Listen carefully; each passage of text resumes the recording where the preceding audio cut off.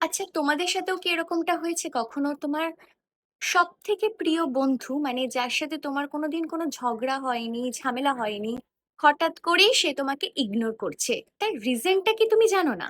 আচমকাই, কোনো ঝগড়া ছাড়াই সামনে আছে, কিন্তু দুজনেই কথা বলতে হেজিটেট ফিল করো।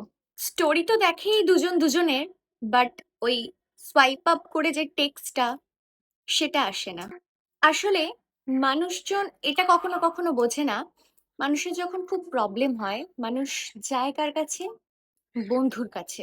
কিন্তু ধরো সেই বন্ধুর কাছেই যদি কোনো প্রবলেম ক্রিয়েট হয় বা এই মিসকমিউনিকেশন, তখন তারা কোথায় যাবে? সে কোথায় যাবে জানা নেই। বাস একটাই কথা বলতে ইচ্ছা করছে যে এই সাইলেন্সটা বোধহয় না হলেও পারতো। কোনো কথায় মিসআন্ডারস্ট্যান্ডিং হতেই পারে, সে কথাটাকে মনে পুষে না রেখে শেয়ার করে ফেলো। আন্ডারস্ট্যান্ডিংটা বজায় রাখো। বন্ধুত্ব ভাঙাটা 2 মিনিটের কাজ, কিন্তু একসাথে থাকাটা খুব ইম্পর্টেন্ট আজকের দিনে।